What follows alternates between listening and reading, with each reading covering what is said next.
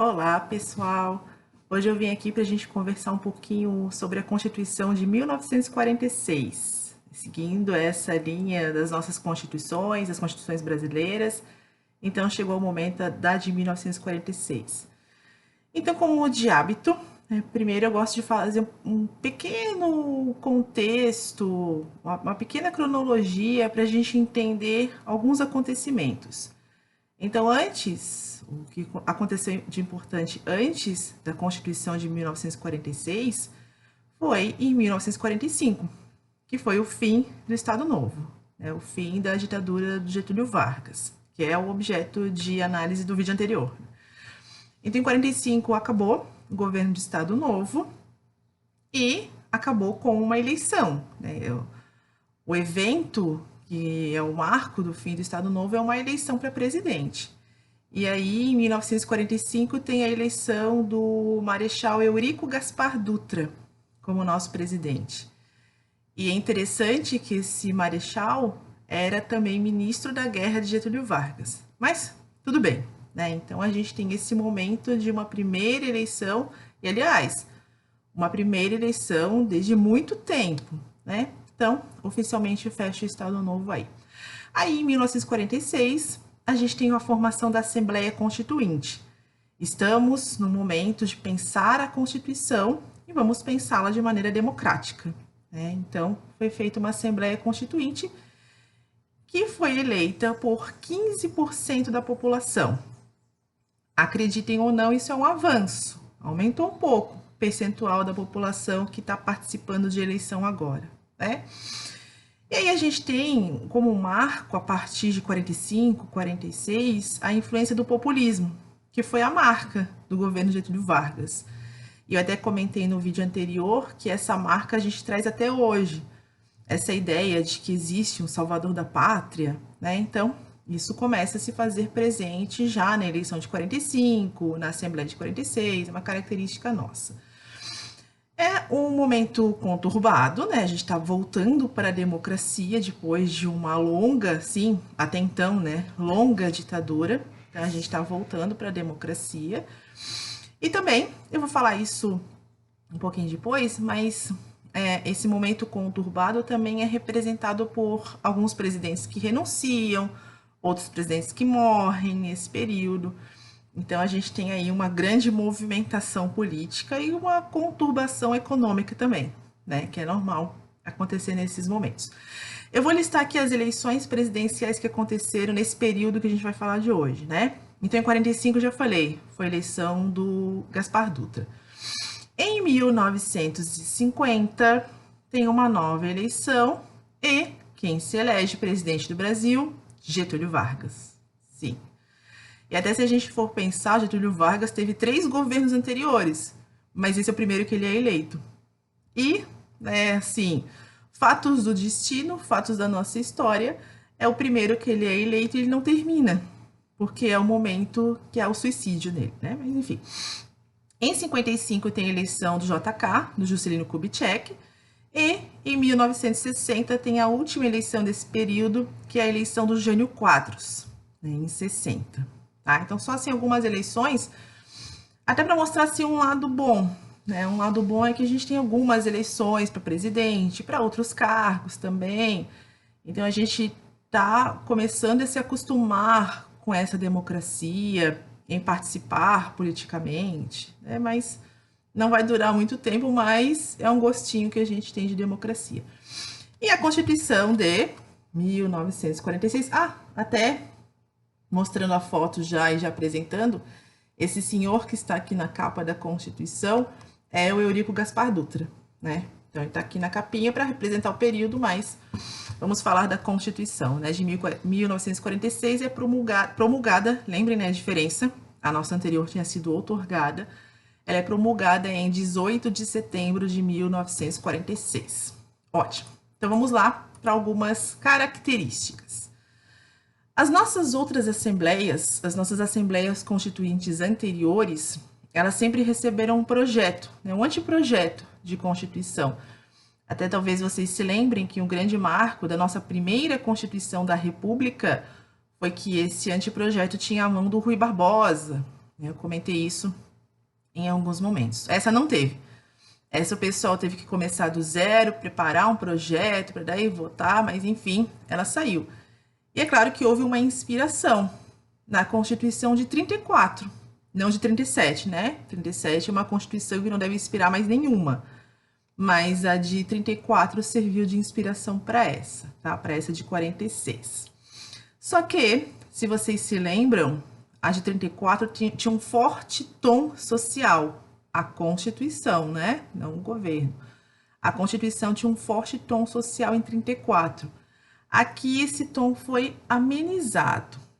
Essa Constituição tem uma característica mais conservadora, tá? Tem um forte caráter liberal aqui. Lembre que essas ideias liberais, sociais, fazem parte daquelas dimensões dos direitos e vão acompanhando as constituições, né?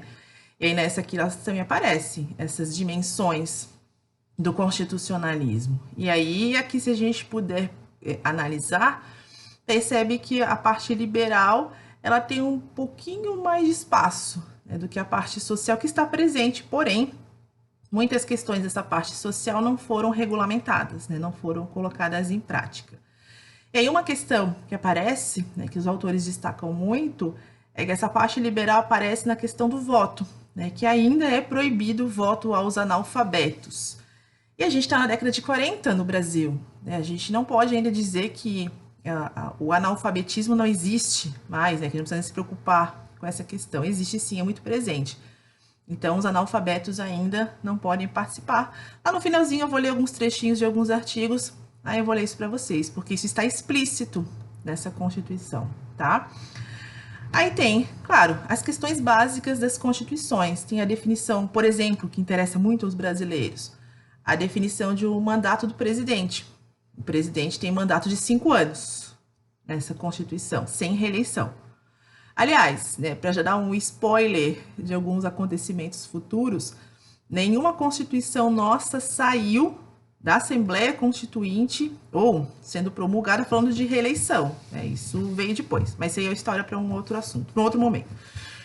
Então, 5 anos é o mandato de presidente, e aí não pode ter reeleição, nem presidente, nem governador, etc. Né? Tem um reforço, sim, e essas são características que eu queria que vocês lembrassem, prestassem bem atenção, tá?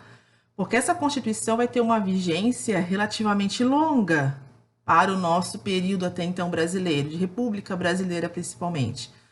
Vai ter uma vigência longa, tá? Coisas no Estado vão acontecer e a Constituição vai ser a mesma ainda. Ah, então, falei de eleição de presidente, sem reeleição, né, eleição de presidente. Reforço na divisão dos 3 poderes, que são, vocês lembram aquele lá do Montesquieu, executivo, legislativo e judiciário. Tem esse reforço aqui. E preocupação com a proteção de partidos políticos e direitos individuais. O que são direitos individuais? A gente já vem falando disso desde a época do Locke, lá atrás, né? Que fala dos direitos individuais, dos direitos liberais, especialmente as questões relativas à liberdade de opinião, liberdade de imprensa. Eu só vou fazer um parênteses aqui, que essa vez eu tenho a companhia de alguém. Não sei se vocês estão olhando aqui no meu cantinho, eu tenho uma das minhas cachorrinhas aqui, dormindo do meu ladinho. E ela tá no soninho gostoso, roncando, né? Então, deixa lá, né? Deixa lá, não está nos atrapalhando, mas ela tá bem aqui no cantinho. Mas enfim, continuando. Então, eu queria que vocês prestassem bem atenção a essas questões. Liberdades, liberdade de opinião, liberdade de imprensa, partido político, eleição, tá? Pense nisso. Então, são algumas características interessantes dessa Constituição. Sim, essa Constituição representa um período democrático. Sim, ela estabelece as regras de um governo democrático. Sim, tá?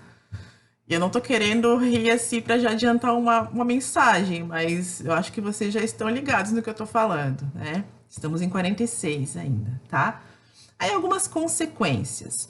Essa é uma época que eu comentei que é uma época de relativa estabilidade constitucional na República. O que eu tô querendo dizer com isso? Que a gente teve algumas décadas de vigência dessa Constituição. É o que não tinha acontecido até então na República, décadas de vigência, né? Nós não tínhamos período tão longo assim. Especialmente nesses períodos recentes que eu falei, né? 34, 37, com constituições diferentes, né? Mas, enfim, apesar de termos essa mesma Constituição, mas a parte política e econômica no Brasil não teve essa estabilidade. A gente tem uma época marcada por levantes militares, tentativas de golpe de Estado, rebeliões da sociedade, greves, manifestações. A gente tem uma grande turbulência nesse período.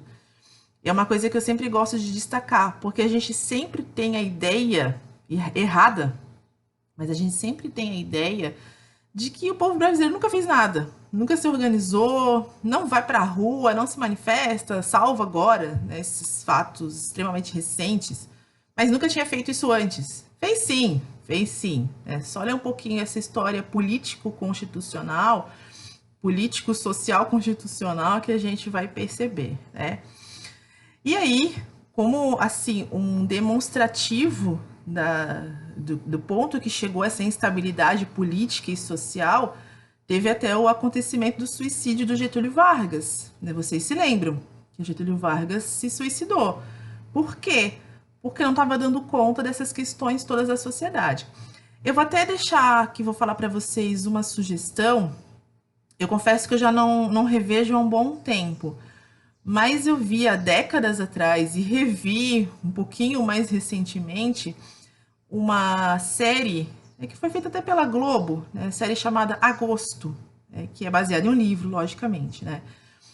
Eu vi só a série, não cheguei a ler o livro. E essa série ela é bem interessante, porque ela mostra nesse período conturbado do Getúlio Vargas quais são esses problemas todos que estavam acontecendo. O que ocasionou o suicídio do Getúlio Vargas? Então, para quem gosta de ver série, quem gosta dessas questões de mistério, porque tem um mistério aí, né? O que levou o Getúlio Vargas a cometer suicídio? Então é interessante, né? Eu deixo de sugestão para vocês. Eu vi 2 vezes já essa série, faz talvez uns 5 anos que eu não revejo. Vou rever quando eu tiver um tempinho e sugiro para vocês, né? Das 2 vezes que eu vi, eu gostei, tá? Enfim, então citei a questão de Getúlio Vargas. Cito também a questão de Brasília. Brasília foi construída nesse período também. Brasília foi inaugurada em 1960. E nós estamos nesse período que eu estou falando para vocês. E a construção de Brasília, lá no governo do Juscelino Kubitschek, também envolveu um monte de problema. Questão de preços, a questão do descontrole de gastos. Não se sabe ao certo hoje em dia quanto é que se gastou de fato para construir Brasília. A inflação que disparou nesse período. Então, a gente tem vários problemas também aí nesse entorno dessa construção de Brasília. Lembrando que essa previsão não foi uma invenção do Juscelino Kubitschek. A ideia de mudar a capital do país vem desde o início da República. Já estava até aqui também, na Constituição, tá? Bem antes do Juscelino Kubitschek, já estava. Já era uma ideia que fazia parte aí do nosso governo republicano. Mas aí foi ele que assumiu essa questão. Tá, eu vou fazer. Agora que chegou a minha vez, eu vou fazer. Foi promessa de campanha, na verdade. E aí teve um monte de problema que veio a partir disso, tá? Fora também, aí também são as pessoas mais críticas que dizem que era uma estratégia tirar a capital do Rio de Janeiro, porque Rio de Janeiro é muito perto de todo mundo.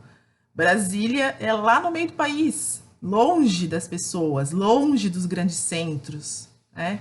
Então também algo como uma estratégia. Mas enfim, o que importa pra gente é relacionar a construção de Brasília a esse período, que também ajudou a provocar um monte de problema.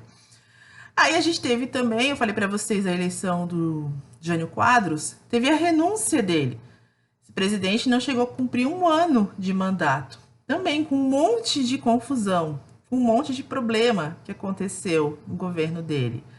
E até só vou citar assim um caso, uma das situações, né? Se vocês pesquisarem o Jânio Quadros, vocês vão ver que tem muitas questões folclóricas ligadas ao nome dele, né? Mas eu sempre destaco uma que é bem importante no contexto que a gente está vivendo. Na época, né, que eu estou falando, década de 60. Então, lembrem que na década de 60 a gente está vivendo uma guerra fria no mundo. A gente nem se lembra mais hoje em dia o que significa isso, mas era uma guerra fria. O mundo estava dividido entre dois blocos, né? O bloco capitalista e o bloco socialista. Né? E a Guerra Fria era essa guerra de ameaça entre esses dois blocos. Tá. E aí a gente está aqui no Brasil, no continente americano, em que o continente americano é território, podemos dizer assim, do capitalismo. Né? Liderado pelos Estados Unidos, território do capitalismo. Lembrem que aí pertinho desse ano, década de 60, teve um acontecimento que foi um acontecimento revolucionário, que foi a questão de Cuba, né, em 59, tá? E aí a gente tem já nessa década, e aí na América, no mundo inteiro, especialmente no continente americano, Estados Unidos, Brasil, esse medo do avanço do comunismo. De novo, né, vocês lembram dessa história lá, quando eu falei de Getúlio Vargas, né? De novo aparece essa sombra, essa ameaça do comunismo. E daí você tá só o fato, né, que é um fato pequeno, mas enfim, não tão pequeno assim se a gente pensar no contexto, de que uma das personalidades que era um grande nome desse fato revolucionário aqui no continente americano, que foi lá a Revolução de Cuba, era o Che Guevara, né? E o Jânio Quadros resolveu homenagear o Che Guevara aqui no Brasil, né? Isso acendeu todos os alertas possíveis. Como assim? Como assim? Tá sinalizando que aqui no Brasil vai ter algo parecido? Então, dentre vários outros problemas, aí o próprio Jânio Quadros sentiu a pressão e renunciou. Tudo bem, né? A gente tem vice. Tudo bem. Só que o vice dele era o João Goulart, que vai ser o último presidente desse período. O João Goulart, nesse momento da renúncia, estava onde? Em Cuba? Não. Na China. E aí se costumava chamar muito da China vermelha. Né? Ou até coincidentemente estou com um colar vermelho. Na China vermelha, né? Que é a China socialista. Muito bem. E aí tem mais um problema com isso, né? Como é que a gente vai ter um vice-presidente que agora vai ser o presidente e ele está lá na China? Quer dizer, obviamente, que ele é comunista. Né? Como é que a gente vai fazer? E aí, a partir disso, tem algumas estratégias. Eu vou mostrar para vocês depois um artigo.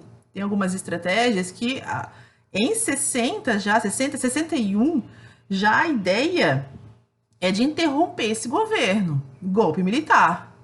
Vocês sabem, né, que não foi em 61 que aconteceu, né, mas já era ideia. E aí, como a gente tinha ainda Congresso, como a gente tem parlamento, legislativo, pensaram numa saída constitucional. Qual seria a saída? Gente, vamos fazer uma emenda à Constituição. Vamos colocar o parlamentarismo no Brasil. Pode? Pode. Legalmente falando, pode? Pode. Juridicamente falando, pode? Pode.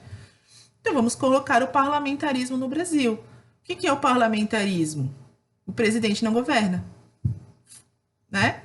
Solução. Né? Aí foi feito isso, para poder aceitar o governo do João Goulart, foi estabelecido o parlamentarismo no Brasil pela segunda vez. Lembrem que a primeira vez do parlamentarismo no Brasil foi lá com Dom Pedro II, lá no Império ainda. Né? Então já tivemos também na República um momento parlamentarista.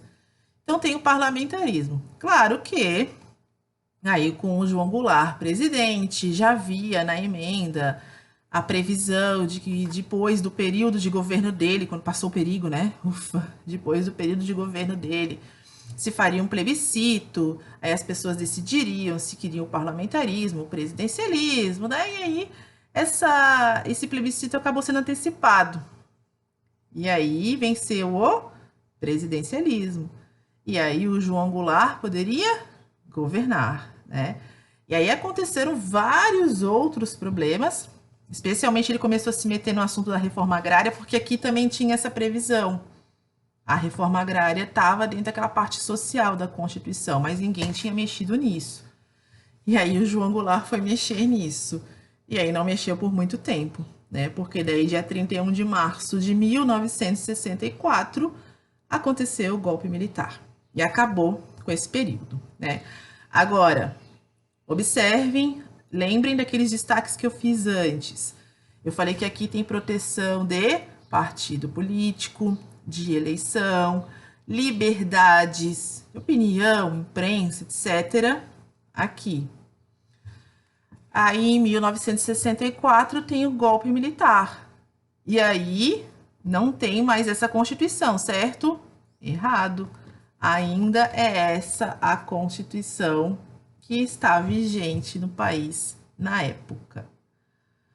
Como é que se resolve isso? Uma Constituição que fala de liberdades de eleição e etc. num governo militar. A estratégia foi a partir do que eu acredito que vocês tenham ouvido falar, né? O governo passou a publicar atos institucionais, que daí deixaram na prática, né? Não na teoria. Na prática, deixaram a Constituição de lado e os atos institucionais começaram a ser o guia do governo, da vida das pessoas. Entravam em conflito com a Constituição? Sim. Aí o aluno de direito não entende. Como assim? Se uma lei, se um decreto entra em conflito com a Constituição, ele não vale, né? É inconstitucional. Quando a gente está no Estado democrático de direito, sim. Quando a gente está numa ditadura, quem é que define o que é certo e o que é errado, né? Essa já é uma outra lição para a gente pensar bem nas escolhas que a gente faz, nas coisas que a gente fala, nas ideias que a gente defende, né? Tá, mas vou parar por aqui. Depois eu vou falar mais de governo militar no nosso próximo encontro. Aí, para terminar, tem só alguns trechinhos da Constituição que eu queria ler para vocês. Esse só que eu mencionei, né? Então, por exemplo, aqui vocês sabem que vocês podem buscar na internet também a Constituição, né? Todas estão lá. Então, no artigo 131, fala que todos os brasileiros maiores de 18 anos são eleitores. Aí fala no 132, não podem alistar-se eleitores analfabetos, né? Então, tá explícito aqui que não podem analfabetos. Aí o artigo 133 traz um texto que pra gente é muito normal.